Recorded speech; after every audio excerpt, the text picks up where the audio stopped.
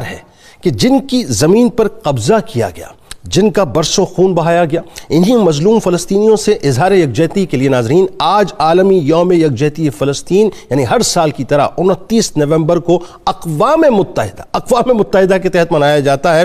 یعنی یہ کتنی عجیب و غریب سی بات اور کیسا عجیب و غریب سا مذاق ہے کہ اس دن کو منانے کی منظوری 1977 کو اسی عالمی ادارے اقوام متحدہ نے دی تھی، جس کی ایما پر فلسطینیوں کی سرزمین کو صہیونی پنجوں کے اندر مکمل طور پہ دے دیا گیا۔ یعنی آج دل بڑا کڑتا ہے اور کٹ کے پکار کے کہتا ہے کہ آہ مسجد اقصی تو آج کس حال میں ہے؟ تجھے اپنوں کی لاپرواہی نے کیسا لاچار بنا دیا ہے، تیرے چاہنے والوں کی کمزوری اور تیرے دشمنوں کی مکاری نے تجھے کیسی تکلیف اور غم میں ڈال کر رکھ دیا ہے۔ تیرے مبارک در و دیوار جہاں سے فرشتے بھی با ادب گزرتے ہیں، اب یہود کی نازیبہ حرکات سے کتنے غمگین ہوتے ہوں گے۔ تیری وہ سجدہ گاہیں جہاں کبھی مقدس ترین ہستیاں نبوت کے پیکر پیغمبران الہی سجدہ ریز ہوتے تھے، اب وہاں صرف ان مجرموں کے ناپاک بوٹوں کی دھمک سنائی دیتی ہے جس کو تیری تکریم سے کسی قسم کا کوئی واسطہ نہیں ہے۔ معصوم بچوں کی آہو بکا، بہنوں کے لٹے ہوئے آنچل، جوانوں کی شہادتیں، بوڑھوں کی چیخ و پکار اس ارض مقدس کا مقدر بن گئی ہے۔ ناظرین کرام، بیت المقدس وہ سرزمین ہے جسے اللہ تعالیٰ نے انتہائی مبارک بنایا کہ الذی بارکنا حولہ کے نہایت ہی اونچے خطاب سے یعنی برکت والی زمین کہہ کر اس کو پکارا۔ یہی سرزمین کئی انبیاء کرام علیہ السلام کا مسکن و مدفن ہے، جہاں آج بھی انبیاء کرام علیہ السلام تشریف فرمائے، یعنی کئی انبیاء کرام تشریف لائے، پیدائش بھی یہاں پہ ہوئی، تبلیغ بھی یہاں پہ کی، مسکن بھی یہی ہوئے اور مدفن بھی ان کا یہی ہوا۔ حضرت ابراہیم علیہ السلام نے ناظرین اسی سرزمین کی طرف ہجرت فرمائی، حضرت اسحاق علیہ السلام یہی تبلیغ کرتے رہے، حضرت یعقوب علیہ السلام نے 100 بھیڑوں کے بدلے میں بیت المقدس کی زمین کو خریدا، جن کے قدموں کی برکت سے بیت المقدس آباد ہوا۔ حضرت داؤد علیہ السلام نے اسی سرزمین کو جائے سکونت کے طور پر اپنایا اور یہیں اپنے محراب کو تعمیر کیا۔ حضرت سلیمان علیہ السلام اسی جگہ سے ساری دنیا پر حکومت کرتے رہے، یعنی فلسطین کی سرزمین بنیادی طور پر آپ کا GHQ تھی۔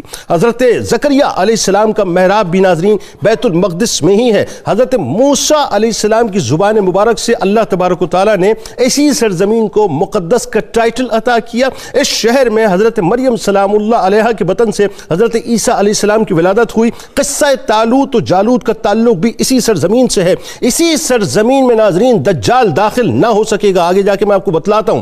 چونکہ ذہن میں رکھیے گا یہ بات، اور آج چونکہ گوگل پہ اگر آپ میپ دیکھتے ہیں تو آپ کو نظر آتا ہے کہ شام جو ہے بڑا ایک اسپیسیفک ایریا ہے، لیکن قدیم زمانے میں لبنان، فلسطین، اردن، یہ تمام جتنی بھی زمینیں تھیں سب شام کے اندر شامل تھیں، جہاں آج یہودی مکمل طور پہ قابض ہیں۔ اسی سرزمین پہ فائنل بیٹل یعنی ملحمت الکبریٰ ہوگی، جسے ارمگڈون بھی کہا جاتا ہے، ہرمجدون بھی کہا جاتا ہے۔ یہی سرزمین حشر و نشر کی جگہ بھی ہے۔ اسی سرزمین پر مسلمانوں کا قبلہ اول ہے وہ مسجد اقصی ناظرین، جس کے فرش نے بیک وقت کم و بیش 1,24,000 پیغمبروں کے قدمین شریفین اور بالخصوص امام الانبیاء کے مبارک قدموں کو بوسے دیے، جہاں ایک ہی وقت میں تمام انبیاء کرام علیہ السلام نے امام الانبیاء کی امامت میں با جماعت نماز ادا فرمائی۔ یہی وہ مسجد ہے جس نے رخ مصطفیٰ صلی اللہ علیہ وآلہ وسلم کے جلوے دیکھے، اس کی تابناکیاں دیکھیں۔ یہی وہ مقدس مسجد ہے جہاں سے سرکار مدینہ صلی اللہ علیہ وآلہ وسلم معراج پر تشریف لے گئے۔ یہی وہ مسجد ہے جس کا ذکر قرآن پاک کی آیات میں رہتی دنیا تک چمکتا رہے گا۔